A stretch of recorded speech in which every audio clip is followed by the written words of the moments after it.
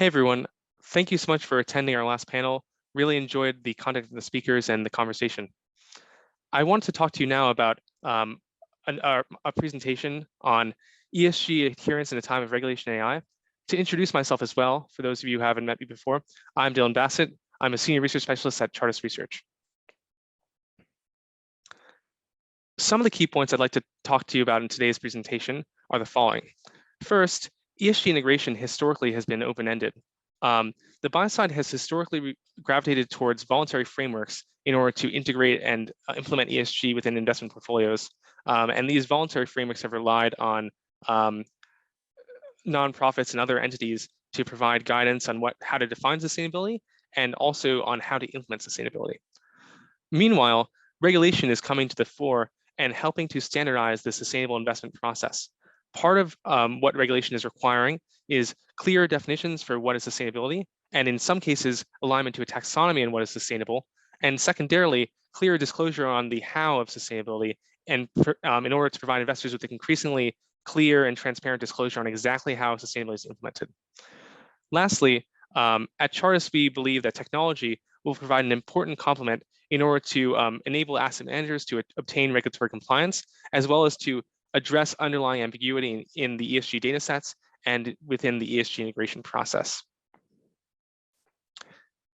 Before getting into the investment strategy approach to this presentation, I wanted to take some time to focus on the core drivers for ESG, which I think will help to frame this conversation. At Chartis, we're seeing three core drivers for ESG adoption. The first is regulation. Of course, we're going to be talking today about quite a few regulations coming out on the European Union side, but I wanted to highlight this chart from the UN Principles of Responsible Investment, which displays a seemingly exponential increase in the number of responsible investment policy interventions over the past 40 years or so.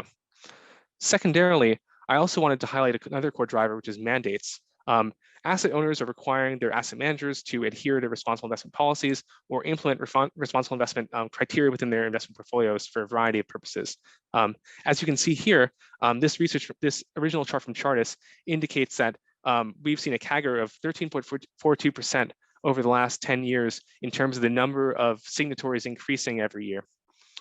Lastly, I wanted to highlight some statistics from the Capital Group, which can explain some of the other drivers for ESG investment, which are investment strategy. Around 25% of asset managers and asset owners responding to the survey indicated they are using ESG criteria to drive investment performance or to enhance their risk management profile of their portfolios. While we just talked about sort of some of the drivers, I want to highlight now how investors historically and to date are approaching ESG integration. On the left, we have the principles of responsible investment, which are the foundation for many asset owner mandates. Well, as you can see on these principles, they're very high level and don't exactly stipulate what needs to be done in order to implement sustainability within investment portfolios. And so a number of voluntary standards and framework providers have come into play, such as the TCFD, SASB, which is now referred to as ISSB, and the SDGs, all of which are targeting different topics. TCFD is targeting climate, the ISSB is targeting general ESG across the board, and SDGs are targeting impact materiality, which is a bit different from financial materiality, but all of which are attempting to translate a risk taxonomy into specific metrics and targets that companies are disclosing upon in order to provide investors with material information, and investors are using in order to define what sustainability materiality looks like. However, in practice, we're seeing what we have at the bottom right here, the score design from PIMCO, which incorporates a number of different factors and expresses a proprietary view of what is sustainable. I want to touch briefly upon some of the regulations which we're going to be talking about this presentation. SFDR is a core focus for this presentation, and on the investment side, we're seeing regulation come into play to more clearly define sustainability from the perspective of a given asset manager, as well as from the perspective of the European Union. But also we're seeing increasing requirement to standardize sustainability on the corporate side from the perspective of reporting, as well as due diligence, and also on the commodity side, where a number of sectors and requirements, such as the carbon border adjustment mechanism, are coming into play, requiring an increasingly granular view of sustainability disclosure on the emission side and due diligence on the supply chain side. And lastly, ESG raters themselves, which are providing the information to facilitate this entire workflow, are going to be regulated under emerging EU regulations. Briefly, I want to touch upon the elements of SFDR. As you can see here on the left side of the screen, we've listed all the articles that are in the initial SFDR regulation, and I've highlighted in bold some of the key aspects to this regulation. On the right, we've taken a look at a real asset manager and their web presence to understand how they are disclosing currently on sustainability aspects within their portfolios. And we found that these SFDR requirements on the left that are in bold have been directly translated on the right into disclosures and policies which the asset manager is providing publicly. As of January of this year, some of the core SFDR requirements have come into play, which are requiring a number of these disclosures, which have been highlighted. And more are still to come. And one of these emerging categories of disclosure are Article 10 web disclosures. This is for Article 8 and Article 9 funds, which have either some sustainability attributes or are targeted as a sustainable or an impact-oriented fund. And as you can see on the left column here below, there are a number of very specific and standardized requirements and metrics that each Article 8 or Article 9 fund is now required to disclose upon.